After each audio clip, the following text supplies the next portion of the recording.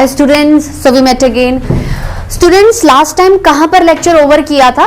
Last time 10th standard का life process वाला chapter पढ़ रहे थे। लाइफ प्रोसेसेस में we have completed the first life process of our body, that is nutrition. Then respiration पे आ चुके थे। रेस्पिरेशन में जनरल इंट्रोडक्शन ले लिया, टाइप्स ऑफ रेस्पिरेशन पढ़ लिया, जैसे एरोबिक एंड एनएरोबिक। ठीक है, उसके बाद फिर हम लोगों ने देखा कि रेस्पिरेशन इन प्लांट्स कैसे होता है, उनमें रेस्पिरेशन में जो डिफ्यूजन के थ्रू गैसियस एक्सचेंज होता है वो किस किस तरह होता है, ये सब देख लिया था। उसके बाद we have started respiration in humans. Humans में हम लोगों ने ये देखा कि हमारे जो ह्यूमंस में अगर आप कोई भी सिस्टम पढ़ो या कोई भी लाइफ एक्टिविटी के बारे में डिस्कस करो, तो कोई भी लाइफ एक्टिविटी किसी न किसी सिस्टम से जुड़ी हुई है। If you want to do life process nutrition, then there is a system, digestive system. If you want to do life activity breathing, respiration, then the system related is respiratory system. ठीक है, तो हम respiratory system in humans पढ़ रहे थे। means the respiration in humans is carried out by a well developed, coordinated and interlinked respiratory system. अब system है तो कंपोनेंट्स होंगे, मतलब ऑर्गन्स होंगे, वो सब चीजें अपन लोगों ने देख ली थी। नॉस्ट्रिल्स देख लिए थे, नेजल कैविटी देख ली थी, फेरिंग्स देख लिए थे, ट्रेकिया देख लिया था, ब्रोंकस, लंग्स, ब्रोंकाई, ब्रोंकियोल्स, ये सारी चीजें देख ली थी। एक लास्ट चीज बचती है, the last portion of your respiratory system is alveoli. तो आज हम अपने रेस्पिरेटरी सिस्टम में एल्वियोलाई स्ट्रक्चर को डिस्कस करेंगे। ठीक है, क्या आएगा?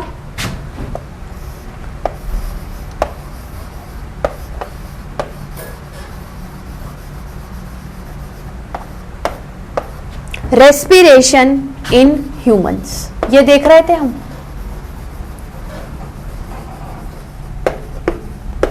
ठीक है, रेस्पिरेशन इन ह्यूमंस देख रहे थे। कौन सा वाला आज ऑर्गन पढ़ेंगे? हम लोग पढ़ेंगे एल्वियोलाई। क्या पढ़ेंगे? एल्वियोलाई। एल्वियोलाई क्या है? एल्वियोलाई मैंने आपको बताया था कि जब आपका ट्रैकिया दो ट्यूब लाइक स्ट्रक्चर, क्योंकि उसको एयर को इक्वली डिस्ट्रीब्यूट करना है, लंग्स में डिवाइड करता है। डिवाइड करने पे क्या होगा? वो तो ब्रोंकस में डिवाइड हो जाएगा, एक राइट का ब्रोंकस, एक लेफ्ट का ब्रोंकस। राइट का ब्रोंकस किसके अंदर जाके धसेगा, किसके अंदर घुसेगा? राइट लंग में। लेफ्ट का ब्रोंकस लेफ्ट लंग में। उसके बाद जो राइट का ब्रोंकस है वो फर्दर डिवाइड करता है ट्यूब लाइक स्ट्रक्चर्स में, फर्दर उसकी ब्रांचिंग्स होती हैं जिसको ब्रोंकाई बोलते हैं। Bronchi again further small small tube like structure, मतलब फर्दर ब्रांचिंग करेगा, उसको ब्रोंकियोल्स बोलते हैं। और ब्रोंकियोल्स एंड में जाकर एक सैक लाइक, एक बैग लाइक स्ट्रक्चर बना रहा है, जो कि ग्रैप की तरह, अंगूर की तरह या फिर एक बलून की तरह दिख रहा है। और ये स्ट्रक्चर एक्चुअली रिस्पॉन्सिबल है एक्सचेंज ऑफ गैसेस के लिए। जो भी गैस आप, जैसे आपने ऑक्सीजन नॉस्ट्रिल से क्रॉस करके डायरेक्टली एल्वियोलाई में ले ली, अब एल्वियोलाई क्या करेगा? उसका एक्सचेंज आपकी बॉडी के साथ करेगा। बॉडी के साथ मतलब उस ऑक्सीजन को कैसे भी करके वो आपकी बॉडी के सेल तक पहुंचाएगा। मतलब सबसे पहले वो उस ऑक्सीजन को किस में पोर कर देगा? किस में डाल देगा? ब्लड में डाल देगा। और ब्लड उसको बॉडी के वेरियस पार्ट्स, और हमें पता है कि हमारे बॉडी का हर पार्ट सेल से बना हुआ है, दैट मीन डायरेक्टली और इनडायरेक्टली वो जो इनहेल्ड ऑक्सीजन है वो कहां पहुंच जाएगी स्टूडेंट्स? सेल के पास। सेल में सेलुलर रेस्पिरेशन होगा। ऑक्सीजन है तो एरोबिक रेस्पिरेशन कह सकते हैं। फूड का ऑक्सीडेशन होगा, फूड का ब्रेकडाउन होगा, एनर्जी रिलीज होगी जो कि और सर्वाइवल और मेटाबॉलिक एक्टिविटीज में काम करने में मदद करेगी, और बाई प्रोडक्ट CO2 रिलीज होगा जिसे हमें बॉडी से बाहर निकालना है। वो भी क्या होगा? CO2 जो प्रोड्यूस होगा सेल में वो ब्लड में आ जाएगा। ब्लड उसको ट्रांसपोर्ट कर देगा एल्वियोलाई को, और एल्वियोलाई फर्दर रिवर्स प्रोसीजर से नॉस्ट्रल से बाहर निकाल देगा।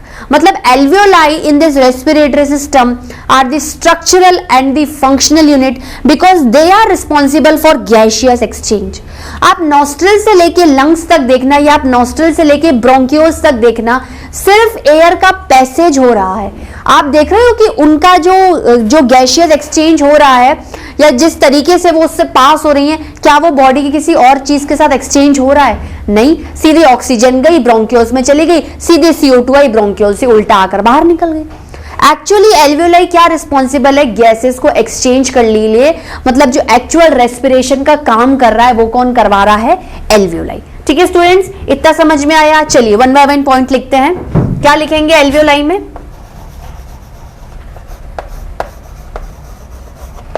दे आर स्मॉल बैग और sac like, small bag और sac like structure, ठीक है, स्मॉल बैग और sac like structure। कैसा होगा इसका शेप, ऐसा, जैसे ये लास्ट का ब्रोंकियोल आया तो ये ऐसे डिवाइड हो जाएगा। ठीक है, यहां से क्या हो रहा है आपका गैसियस एक्सचेंज। बात समझ में आई स्टूडेंट? तो दे आर स्मॉल बैग और sac like structure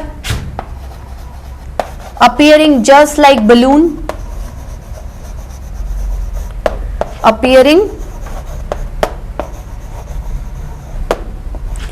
just like balloon।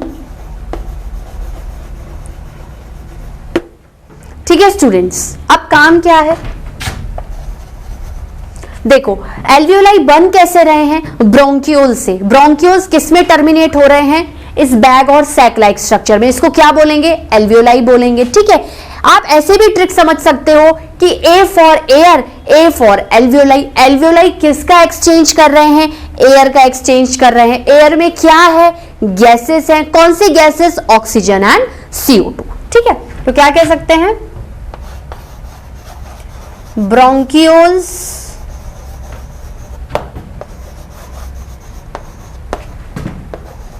give rise to alveoli। Fine students, जो जो पढ़ रहे हैं बस उसको एज इट इज लिखते जा रहे हैं, alveoli। bronchioles give rise to alveoli। ठीक है, अब क्या होगा, alveoli, alveoli क्या है students, structural and functional unit. Unit का मतलब होता है इकाई, छोटे छोटे, जैसे ये एक इकाई एल्वियोलाई हो गई, ये दूसरी इकाई एल्वियोलाई हो गई। ये रिस्पॉन्सिबल हैं जब जब ऑक्सीजन आएगा उसको एक्सचेंज करने के लिए और जब जब CO2 आएगा उसको एक्सचेंज करने के लिए। तो ओवरऑल जब ये कोऑर्डिनेशन में काम करेंगे तो पूरे रेस्पिरेटरी सिस्टम के लिए गैसियस एक्सचेंज करवाएंगे। ठीक है, एंड फंक्शनल यूनिट मतलब ये एल्वियोलाई है, इसी की वजह से रेस्पिरेटरी सिस्टम में रेस्पिरेशन हो पा रहा है। बाकी चीजें क्या हैं, सिर्फ पैसेज प्रोवाइड कर रही हैं। एक्चुअल काम कौन कर रहा है, एक्चुअल काम रेस्पिरेटरी सिस्टम में एल्वियोलाई कर रहा है। ठीक है, structural and functional unit of respiration in humans. और रेस्पिरेशन इन ह्यूमंस को क्या बोलते हैं, रेस्पिरेटरी सिस्टम, रेस्पिरेटरी ट्रैक्ट, अलग अलग नाम है समझने के लिए। ठीक है स्टूडेंट्स, अब देखो एल्वियोलाई में ऐसी क्या खूबी होनी चाहिए जिसकी वजह से एल्वियोलाई ही गैसियस एक्सचेंज करता है। मतलब एक तरीके से देखा जाए तो हमारे ह्यूमंस में जो रेस्पिरेटरी सिस्टम है उसके अंदर क्या एल्वियोलाई रेस्पिरेटरी सरफेस की तरह बिहेव कर रहा है। मैंने आपको बताया था ना, जैसे यूनिसेलुलर ऑर्गेनिजम्स थे, हर किसी की बॉडी चाहे कैसा भी ऑर्गेनिज्म हो, अगर रेस्पिरेशन करवा रही है, गैसियस एक्सचेंज करवा रही है, तो उसके पास कोई ऐसी खूबी होनी चाहिए। क्यों मैं ऑक्सीजन को अलाउ करूं अंदर आने के लिए और क्यों मैं CO2 को बाहर भेजूं, कोई ना कोई ऐसी फैसिलिटी प्रोवाइडेड है मेरी बॉडी में जिसके जरिए मैं इतना इंपॉर्टेंट लाइफ प्रोसेस अपनी बॉडी में करवाती हूं नहीं करवाती हूं। देखो जैसे अमीबा है, एक ही सेल ऑर्गेनिज्म है, यूनिसेलुलर ऑर्गेनिज्म। वो क्या कर रहा है, उसकी जो पूरी बॉडी सरफेस है वही उसका रेस्पिरेटरी सरफेस है। जैसे ये है, ये मान लो इतना सा अमीबा है, ये अमीबा मान लो ये ऐसे इरेगुलर शेप अमीबा है, ऑक्सीजन आ रही है इसी बॉडी से, CO2 जा रही है, तो इस whole body surface, his whole body, amoebas whole body actually behaving as a respiratory surface. मतलब इस सरफेस से आप रेस्पिरेशन करवाओ, इस सरफेस से आप गैसियस एक्सचेंज करवाओ। रेप्टाइल्स आप फ्रॉग में ले लो, फ्रॉग में क्या है, लंग्स रिस्पॉन्सिबल है, ये जो फेफड़े हैं, लंग्स, ये रेस्पिरेटरी सरफेस के बिहेव करते हैं। फ्रॉग में अगर गैशियस एक्सचेंज करवाना है तो या तो स्किन करवाएगी पूरी मॉइस्ट गीली स्किन, लुब्रिकेटिंग स्किन जिसमें म्यूकस होता है, या फिर लंग्स करवाते हैं। लेकिन हमारी बॉडी में no doubt we are actually most advance, developed and powerful creatures of earth. तो हमारे पास लंग्स हैं, लेकिन लंग्स के अंदर भी और ज्यादा कॉम्प्लेक्सिटी क्रिएट कर दी मैंने एल्वियोलाई बनाकर। अब एल्वियोलाई का जो सरफेस है, ये जो एल्वियोलाई के सरफेस होते हैं, ये क्या करते हैं, गैशियस एक्सचेंज करवाते हैं। तो हम लोग क्या लिख सकते हैं, ये लिखेंगे स्टूडेंट्स, यहां से यहां आएंगे,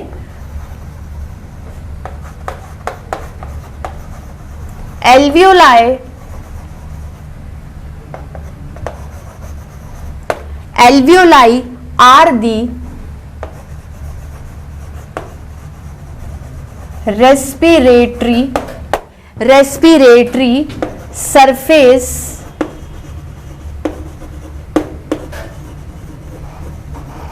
to carry out respiration।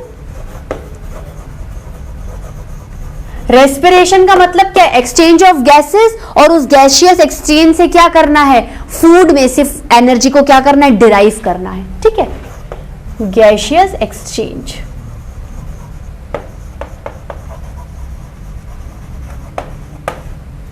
ठीक है, बात समझ में आई इतनी? फाइन। अब देखो, मैंने आपको रेस्पिरेटरी सरफेस के कुछ कैरेक्टरिस्टिक प्रॉपर्टी लिखवाई थी कि रेस्पिरेटरी सरफेस की वॉल क्या होना चाहिए, पतली होनी चाहिए, थिन होनी चाहिए, जिसलिए वो इजीली परमिट करे एक्सचेंज। उसमें छोटे छोटे पोर्स होने चाहिए, वो परमिएबल होनी चाहिए। ठीक है, गैसेस के कांटेक्ट में होनी चाहिए। जब तक गैस उसके कांटेक्ट में नहीं आती है, सरफेस उसे क्या करेगी, अलाउ नहीं करेगी एक्सचेंज करने के लिए।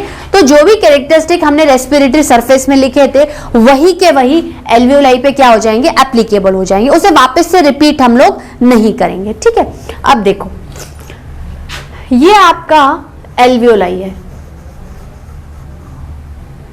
ये बैग और सैक की तरह स्ट्रक्चर है, एल्वियोलाई है। यहां पर क्या है, ब्लड है, यहां पर क्या है, ब्लड है। ठीक है, अब मैं कह रही हूं एल्वियोलाई में ऑक्सीजन पहुंच चुकी है, और अब एल्वियोलाई को उस ऑक्सीजन को किसके साथ एक्सचेंज करवाना है, ब्लड के साथ, क्योंकि ब्लड ही उसको वेरियस बॉडी पार्ट्स में क्या करेगा, ट्रांसपोर्ट करेगा। शायद इतनी कैपेबिलिटी, एफिशिएंसी एल्वियोलाई के पास नहीं होगी। ठीक है, तो क्या है, ऑक्सीजन को कहां देना है, ऑक्सीजन को ब्लड को देना है। ठीक है, ब्लड क्या करेगा, उसको वेरियस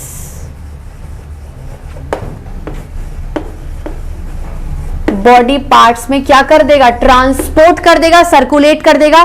जो दूसरा बस लाइफ प्रोसेस पढ़ने वाले हैं इसको खत्म करने के बाद। ठीक है, अब मुझे एक बात बताओ, एल्वियोलाई ब्लड से क्यों कनेक्शन करे, क्यों ब्लड अलाउ करे एल्वियोलाई को कि तुम मुझे ऑक्सीजन दो, मैं तुम्हारा ऑक्सीजन एक्सेप्ट करूंगा और वेरियस बॉडी पार्ट्स में सर्कुलेट करूंगा।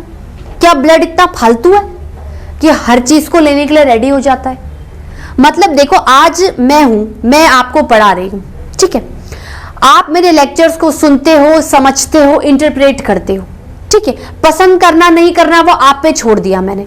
लेकिन अगर मुझे आपसे कोई ना कोई कनेक्टिविटी बिठानी है, ठीक है, कनेक्टिविटी बिठाने का मतलब क्या है, जैसे आप में से किसी बच्चे ने बोला कि मैम आज का लेक्चर पढ़ाया हुए में प्रॉब्लम आई है, मुझे आपसे टाइम चाहिए, मुझे आपसे वापस पढ़ना है। मैं कह रही हूं ठीक है, उतने टाइम पर आ जाना। ठीक है, अब मान लो किसी वजह से आप 10 मिनट पहले आ जाते हो और मैं आपको दी हुई लोकेशन पे नहीं मिलती हूं, आप क्या करोगे? या तो आप मुझे ढूंढोगे, वहां कोई अवेलेबल होगा तो पता करोगे। अब ना तो मैं आपको मिल रही हूं, ना कोई इंटरमीडिएट आदमी मिल रहा है जो मेरी इंफॉर्मेशन देखी, मैम अभी आ रही हैं, आप लोग बैठ जाओ। आप क्या करोगे? मेरे से कनेक्शन करोगे ना। अभी आज की तारीख में सबसे लेटेस्ट और सबसे इजीएस्ट कनेक्शन क्या, फोन करोगे। अगर आपके पास मेरा नंबर अवेलेबल होगा तो आप मुझे फोन करोगे कि मैम वेयर आर यू, आपने मुझे टाइम दिया था, भले ही मैं पहले पहुंचाऊं, मैं बैठ जाऊं, क्या आप आ रहे हो? मैं आपको बोलूंगी okay sit, time coming with in 10 minutes. आपने क्या किया, मेरे साथ कनेक्टिविटी बिठाई, मेरी उस कनेक्टिविटी से मैं आपसे कनेक्शन में आई, आपको मेरी बात समझ में आई और आपने आगे का काम प्रोसीड किया। क्या एल्वियोलाई को ब्लड के साथ कोई कनेक्टिविटी करवानी है? ठीक है, आज मैं अपना कोई सामान पास वाले को देके जाऊंगी तो किसी फेथ और ट्रस्ट पे देके जाऊंगी। ये थोड़ी चलते फिरते प्लीज में 10,000 रुपए संभाल के रख लेना, इतना बेवकूफ तो कोई नहीं होता ना। लेकिन मैं किसी नोन आदमी से जिसका मेरे से कोई कनेक्शन है, जिसका मेरे पे कोई फेथ है, ट्रस्ट है, या मैं उसके कभी कोई काम आई हूं, तो वो मेरे एक जिम्मेदारी उठा सकता है मेरे काम की। उसी तरीके से एल्वियोलाई में ऐसी क्या चीज डालूं मैं जो ब्लड के साथ कनेक्शन करवा दे। ठीक है, बात समझ में आ रही है स्टूडेंट्स कि एल्वियोलाई में ऐसी कौन सी चीज डलवाऊं जिसका डायरेक्टली कनेक्शन आपके ब्लड से हो, तो ब्लड क्या करे, इजीली ऑक्सीजन को एक्सेप्ट करे और वेरियस बॉडी पार्ट्स में छोड़ दे। अब क्या करना है, सिर्फ एक तरफा काम नहीं करना, काम दूसरा भी करना है। सेल जो आपका काम करने के बाद CO2 प्रोड्यूस करेगा, उसको भी तो ब्लड ही ले जाएगा, उसको भी तो ब्लड ही एल्वियोलाई को देगा। मतलब यहां पर भी उल्टा भी देखोगे ना, तो ब्लड में ऐसी कोई चीज होनी चाहिए जो एल्वियोलाई से कनेक्शन कर ले। मतलब चाहे एल्वियोलाई टू ब्लड बोलो या वाइसा वर्सा बोलो, या ब्लड टू एल्वियोलाई बोलो या वाइसा वर्सा बोलो, बात तो एक ही है ना। कनेक्शन तो दोनों को दिखाना है, म्यूचुअल अंडरस्टैंडिंग दोनों में होनी चाहिए। ठीक है, तो एल्वियोलाई में क्या होती है, देखो ब्लड अगर कोई भी चीज को ट्रांसपोर्ट करता है तो क्या ब्लड के अंदर कोई करियर्स होने चाहिए। ब्लड तो फ्लो कर रहा है, ब्लड तो इजीली, भाई ब्लड तो क्या है, आपको एक मीडियम दिया है कि आप किसी भी चीज को इस मीडियम से इधर से उधर पहुंचा सकते हो, इधर से उधर ट्रांसपोर्ट करवा सकते हो, because blood is the fluid connective tissue, बहता हुआ कनेक्टिव टिश्यू है। सामान डाला, बह के किसी और जगह चला गया। ठीक है, लेकिन ब्लड भी देखो, ब्लड तो क्या है, खाली स्पेस है, मैट्रिक्स है। ब्लड के अंदर कोई चीज ऐसी अवेलेबल होनी चाहिए जिसके ऊपर बिठाकर मैं भेज दूं। भाई पानी अवेलेबल है, ठीक है, अब आप बोलोगे कि मुझे यहां से लेके यहां तक जाना है पर रूट मेरा पानी होना चाहिए, तो आप स्विम करके जाओगे इतना दूर। आप बोलोगे कि मैं बाय शिप चला जाता हूं, शिप पानी के ऊपर तैरता है, तो पानी क्या है, समझ लो पानी ब्लड है, वो आपको मीडियम दे रहा है, और शिप क्या है, करियर है जो कि सिर्फ पानी के ऊपर चलता है। ठीक है, तो उसी तरीके से ब्लड एक मैट्रिक्स है, ब्लड एक मीडियम है जिसके ऊपर क्या होते हैं, करियर्स होते हैं, ब्लड के करियर्स होते हैं, और उन ब्लड के करियर्स में से एक करियर का नाम होता है कैपिलरीज।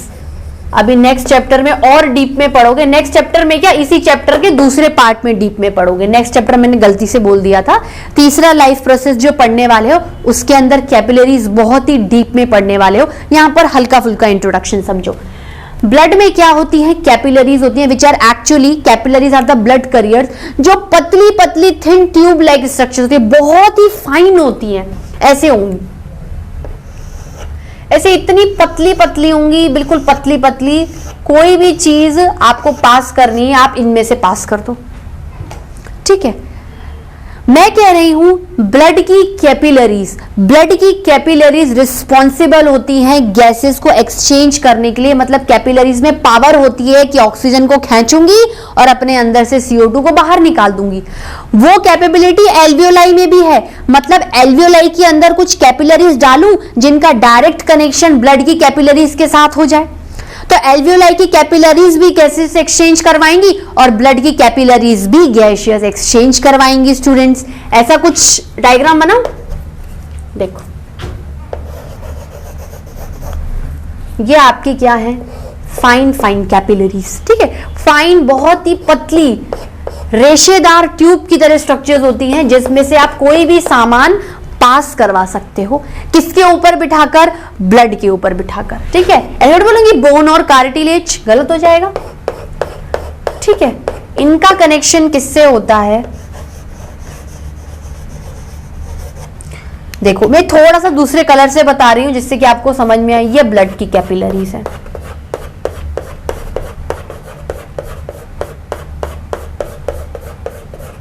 ठीक है। अब आप क्या कर दो, इनको मिक्सअप कर दो। एल्वियोलाई की कैपिलरीज किसके साथ कनेक्शन में आ गई हैं, ब्लड की कैपिलरीज के साथ। दैट मीन्स अगर यहां से ऑक्सीजन चलेगा तो बड़ी इजीली यहां आ जाएगा, और यहां से CO2 चलेगा तो बड़ी इजीली यहां से आ जाएगा। आ जाएगा नहीं आ जाएगा स्टूडेंट्स, फाइन। मतलब alveoli should be loaded with rich supply of capillaries. Capillaries के मतलब एल्वियोलाई के पास भर भर के कैपिलरीज होनी चाहिए जिनका कनेक्शन डायरेक्टली किससे हो जाता है, ब्लड से हो जाता है। तो बड़ी इजीली एल्वियोलाई के अंदर का ऑक्सीजन उसकी कैपिलरीज को क्रॉस करके ब्लड की कैपिलरीज में चला जाता है। Means capillaries are responsible for gaseous exchange. अगर कैपिलरीज नहीं होती तो एल्वियोलाई ऑक्सीजन को फालतू में छोड़ देता ब्लड में ऑक्सीजन घूमता रहता, जहां उसको मेन टारगेट लोकेशन पे जाना है सेल पे, वहां पर नहीं पहुंच पाता। ठीक है स्टूडेंट्स, इस बात को लिखें। यहां तक लिखा था, यहां पे लिखने के बाद ये चीज आई, फिर ये चीज आई, ये समझने के लिए एक्स्ट्रा डायग्राम है। यहां के बाद मैं आपको दूसरा पॉइंट यहां पर लिखा रही हूं। ठीक है, सीक्वेंस समझ में आ रही है स्टूडेंट्स? क्या लिखूंगी? Alveoli are richly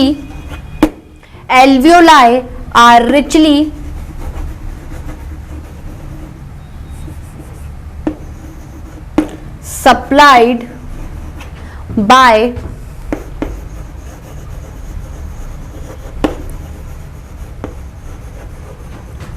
blood capillaries, blood की कैपिलरीज हैं, ब्लड के ऊपर बैठे हुए कुछ करियर्स हैं जो गैसियस एक्सचेंज को करवाते हैं, इसलिए क्या बोलते हैं, ब्लड के कैपिलरीज। ठीक है, कैपिलरीज क्या होती हैं? बिल्कुल small fine thin tube like structures. Tube भी गलत वर्ड है, बिल्कुल थ्रेडी मान लो, धागों की तरह होती है। एक और वर्ड लगाऊंगी, थ्रेड लाइक।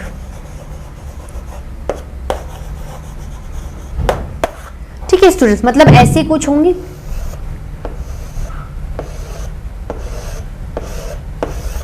पतली पतली माइन्यूट सी। ठीक है, तो alveoli are richly supplied by blood capillaries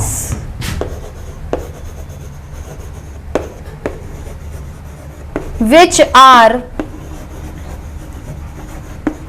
in direct contact with the blood outside। जो एल्वियोलाई के बाहर का ब्लड है, contact with the blood outside। ठीक है स्टूडेंट्स, उससे क्या होगा?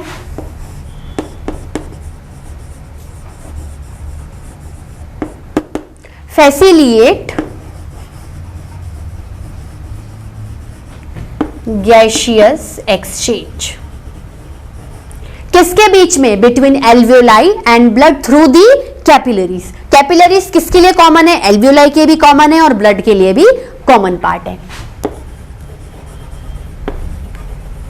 Between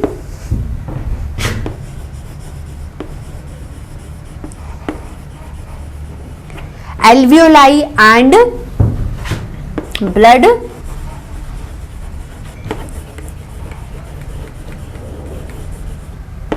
through capillaries। ठीक है स्टूडेंट्स, ये इसका फर्स्ट पॉइंट था, then second, third, fourth, then fifth, sixth diagram, 7 points total alveoli में हम लोगों ने देख लिए। ठीक है स्टूडेंट्स, नोट डाउन करिए।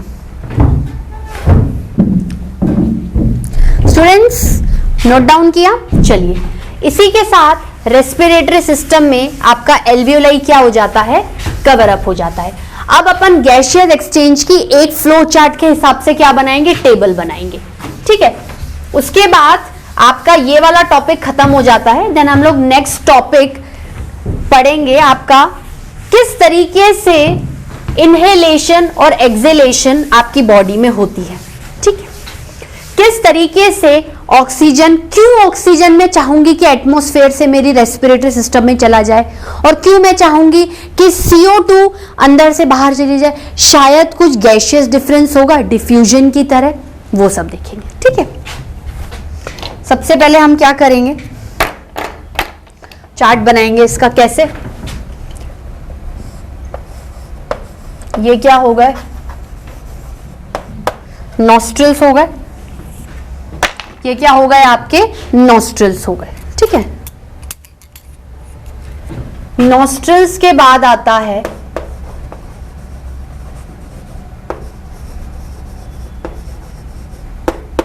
नेजल कैविटी, नेजल कैविटी के बाद आएगा फेरिंग्स।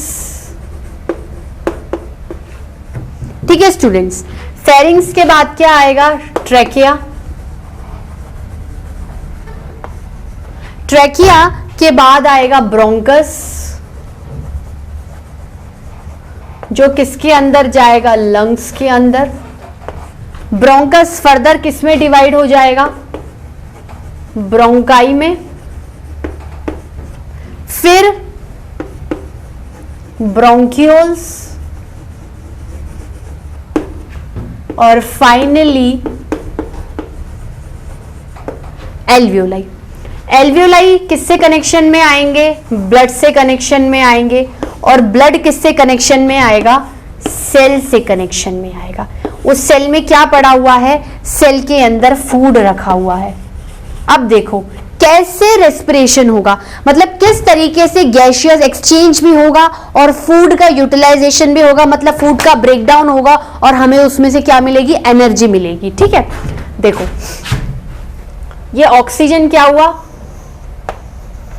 इनहेल हुआ, नेजल कैविटी में गया, फेरिंग्स में गया, ट्रेकिया में गया, सब में से हो गए एल्वियोलाई में चला गया। एल्वियोलाई से ये ब्लड में गया, ब्लड ने इसको सेल को दे दिया, सेलुलर रेस्पिरेशन हुआ, सेलुलर या फिर एरोबिक रेस्पिरेशन हुआ। फूड का क्या हुआ? ब्रेक डाउन ऑफ फूड हुआ। क्या मिला इस फूड के ब्रेकडाउन से? एनर्जी और CO2। CO2 releases, CO2 releases. अब क्या होगा? ट्रैक को चेंज कर दो, अपन उल्टा चलेंगे। ये तो यहां से लेके नॉस्ट्रल से सेल आया है, अब सेल से नॉस्ट्रल से निकालो। CO2 कहां जाएगा? CO2 सेल से होकर ब्लड में जाएगा, ब्लड से एल्वियोलाई में जाएगा, एल्वियोलाई से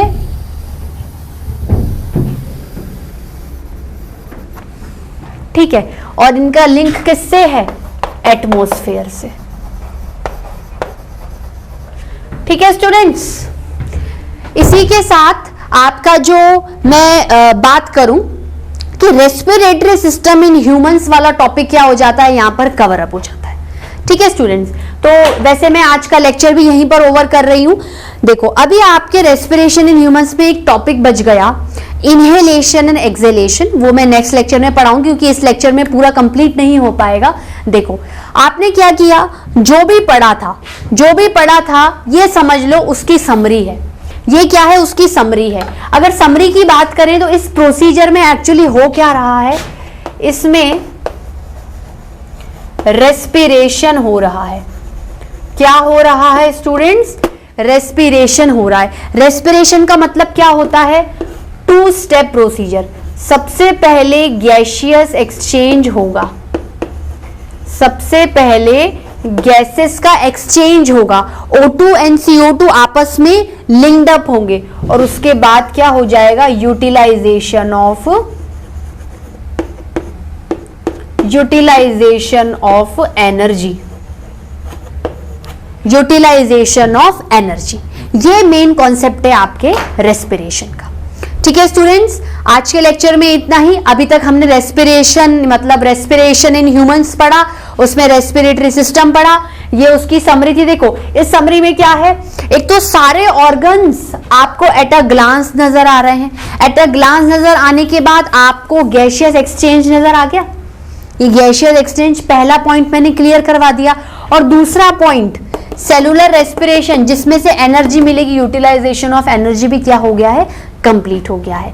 ठीक है, सिर्फ एक टॉपिक बचेगा, कॉन्सेप्ट ऑफ ब्रीदिंग। मतलब एक्चुअली गैसियस एक्सचेंज के लिए ऐसा मैं क्या करूं कि ऑक्सीजन एटमॉस्फेयर से निकलकर लंग्स में चला जाए और जो CO2 प्रोड्यूस हुआ है वो वापस से लंग्स से एटमॉस्फेयर में चला जाए। बस एक टॉपिक और बचा हुआ है, वो अपन नेक्स्ट लेक्चर में कंटिन्यू करेंगे और उसके बाद अपन ट्रांसपोर्टेशन स्टार्ट करेंगे। ठीक है students, till then bye bye, have a nice day.